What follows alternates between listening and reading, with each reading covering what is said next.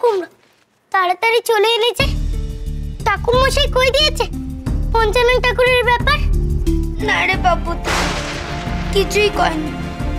কিছুই কয়নি? না। এবার কি হবে? কাল তো শেষ দিন।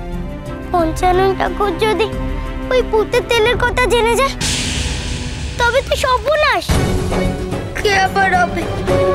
আমারে পঞ্চানন ঠাকুরের কাছে আর মেনে নিতে হবে। মায়ের কথা রাখা হবে না। আয় গোপাল, খেতে বস। সারাদিন প্রচুর পরিশ্রম করেছিস তুই। না রানীমা, আমার খিদে নেই। একদম বাজে কথা বলিস না তো। আমি তোর কোনো কথা শুনবো না। ওঠ ওঠ, বস এখানে। আয় পার্বতী, তুইও বস। বস গোপাল।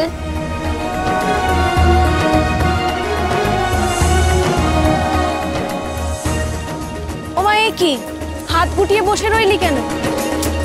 গোপাল, অত ভাবিস না। মায়ের কথা মনে নেই? মা বলেছিল না, ভুঁড়ি ঠান্ডা মানেই মুড়ি ঠান্ডা।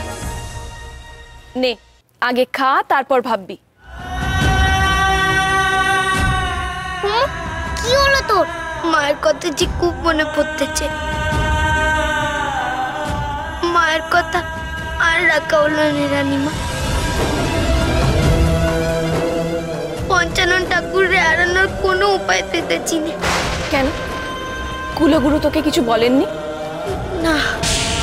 সে কি? আজ উনি যা যা বলেছেন আমি তাই তাই করেছি, কিন্তু ওনার মুখ দিয়ে একটাও কথা বেরোয়নি।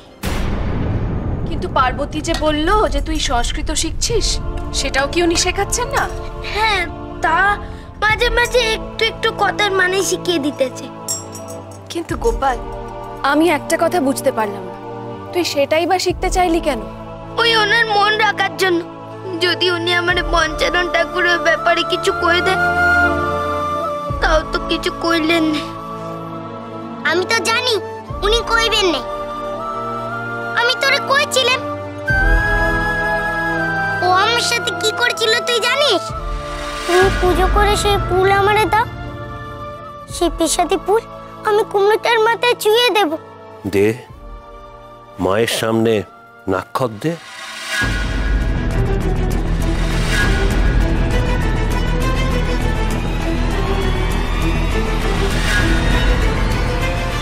তুমি তো আমারে কইলে নাক্ষত দিলে তুমি আমারে ফুল দেবে। আমি বলেছিলাম তুই নাক্ষত দিলে আমি ভেবে দেখব। ভেবে দেখে এই সিদ্ধান্তে এলাম যে আমি তোকে ফুল দেব না। ওই লোকটা মহা বদমাশ। ও তোর কোনো সাহায্য করবে না। ও পঞ্চানন ঠাকুরের দলের লোক।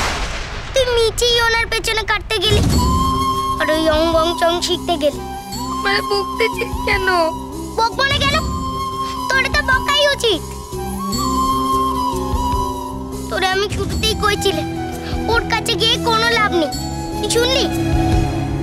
মিচি মিচি পা ঠুপে মরলি। আহা পার্বতী, গোপালের ওপর অত রাগ করিস না। যদি কাজ নাও হয়ে থাকে তাহলেও তো গোপাল গুরুজনের সেবা করেছে। গুরুজনের সেবা করা পুণ্যের কাজ। ঈশ্বর খুশি হন তাতে। হয়তো ঈশ্বরই ওকে কোনো না কোনো পথ দেখিয়ে দেবে। আর তাছাড়া জীবনে কোনোদিন কোনো শিক্ষাই বিফলে যায় না। এই যে তুই আমাকে বললি না যে কয়েকটা শব্দের মানে শিখেছিস, দেখবি হয়তো এইগুলোই কোনো না কোনো ভাবে কাজে লেগে গেল। জানেন রানীমা, ঠাকুর মশাইয়ের কথা শুনে মনে হতেছে টলে গিয়ে দুপাতা পড়লে অন্তত ভালো হতো। কিন্তু রানীমা, আমি একটুও পড়িনি।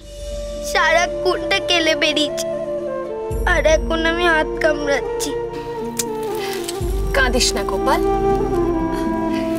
দেখ, যেটা হয়নি সেটা ভেবে লাভ নেই, বুঝলি তো? দুটো বই পড়লেই কেউ বিদ্বান হয়ে যায় না। মানুষের বাস্তব বুদ্ধি আর সিদ্ধান্ত নেওয়ার ক্ষমতাই আসল। আর এই দুটোই তোর আছে গোপাল। না রানীমা, কিচ্ছু নেই, কিচ্ছু নেই আমার। ঠাকুর মশাই কয়েছেন আমার ভূত, ভবিষ্যৎ, বর্তমান সব অন্ধকার। কেমন বিটকিল না কথাটা, আমার খুব গায়ে লেগেছে। সে কেন কইবে এমন করছিলি?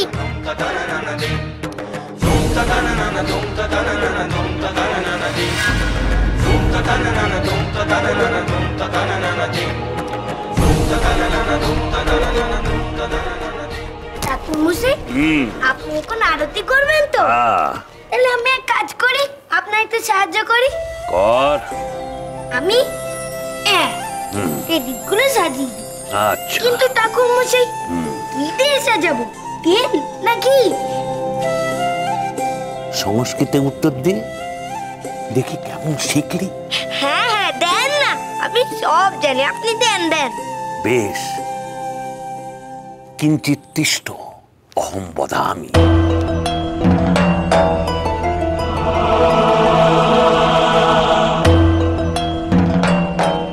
পেয়েছি পেয়েছি, ঠাকুরমশাইয়ের কথার মানে আমি পেয়েছি। বদামি মানে বাদামি, আর তেলেরই তো সব থেকে বেশি বাদামি রং। তার মানে ঠাকুরমশাই পেদিপে আমারে তেল ঢালতে কইছে। এই মাধব, তোকে যে আমি তেল ঢালতে মানা করলাম, সেই তেল ঢাললি। মানা করলেন? কই, আপনি তো কইলেন বাদামি, আর তেল বেশি বাদামি রং, তাই তেলটাই ঢালা শুরু করলেন। কত ভাগা, বাদামি নয়, বাদামি নয়, আমি বলেছি বদামি, মানে বলছি। হ্যাঁ হ্যাঁ, বলুন বলুন বলুন, মানেটা বলুন। বললাম তো, বদামি মানে বলছি। হ্যাঁ, কোন না? ওরে গাধা, বদামি শব্দের মানে হচ্ছে বলছি, বুঝলি? সেটা আগে কইবেন তো। বেরিয়ে যা, বেরিয়ে যা এখান থেকে, বেরিয়ে যা, দূর হ এখান থেকে। কি হলো ঠাকুরমশাই, আপনি এমন পাগলের মতো করতেছেন কেন? কিছু না, কাল থেকে তো তোকে সংস্কৃত কিছু কম বললাম না। তোর ঘটে কিছু নেই, এই নিয়ে তুই পঞ্চাননের সঙ্গে লড়াই করবি? হ্যাঁ, আমি স্পষ্ট দেখতে পাচ্ছি তোর ভূত ভবিষ্যৎ বর্তমান সব অন্ধকার। যা যা, বেরো এখান থেকে, আমায় আর মুখ দেখাবি না কোনোদিন। দিল দিল আমার আরতিটা বরবাদ করে, হ্যাঁ, ছাগল কোথাকারের। যা, বেরিয়ে যা।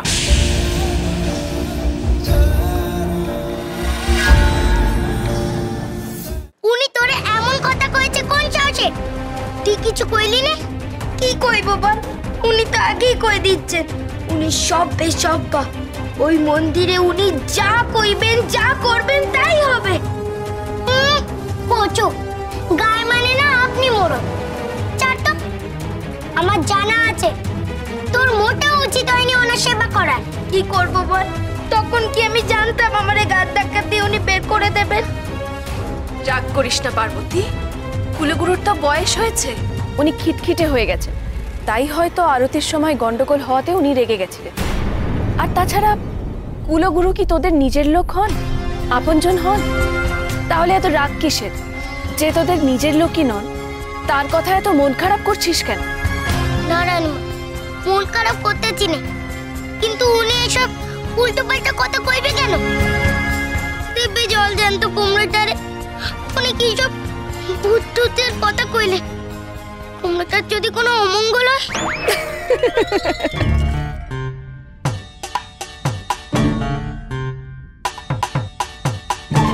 রানীমা, তোমরা হাসতেছো? তুমি কুমড়োটার অমঙ্গলের কথা শুনে হাসতেছো? ওরে না রে না, ওর কোনো অমঙ্গল হবে না। হবে না? উনি যে ভূত ভবিষ্যৎ অন্ধকার নিয়ে বাজে কথা কইলে। ওরে, ওসব কোনো খারাপ কথা নয়। খারাপ কথা নয়? তবে এ কথার মানে কি? ওরে, ভূত মানে অতীত, যা হয়ে গেছে সেটা, আর বর্তমান মানে যা ঘটছে, এই যেমন আমরা এখন বসে কথা বলছি সেটা, আর ভবিষ্যৎ হলো যা এখনো ঘটেনি। গোপালের ভূত ভবিষ্যৎ বর্তমান সব অন্ধকার বলে কুলগুরু বোঝাতে চেয়েছেন যে গোপালের দ্বারা কিচ্ছু হবে না। আচ্ছা, বুঝেছি, কিন্তু উনি এ কথাটা কইবে কেন? উনি তো আর জানেন না যে গোপাল অতীতে কত ভালো ভালো কাজ করেছে, তাই গোপালের অতীত অন্ধকার এই কথাটার কোনো মানেই দাঁড়ায় না। কিরে গোপাল, তুই অতীতে রসপুঞ্জকে হারাসনি, আর ভবিষ্যতে কি ঘটবে সেটা কেউই জানে না। আর বর্তমানের লড়াই সেটাও এখনো হয়নি। তাহলে গোপালের ভূত ভবিষ্যৎ বর্তমান অন্ধকার না আলো সেটা বলার উনি কেউ নন। তাই এইসব ভেবে আর মাথা খারাপ করিস না, নে এবার খেয়ে নে ঝটপট। আর গোপাল তুইও খেয়ে নে এবার, বুঝলি?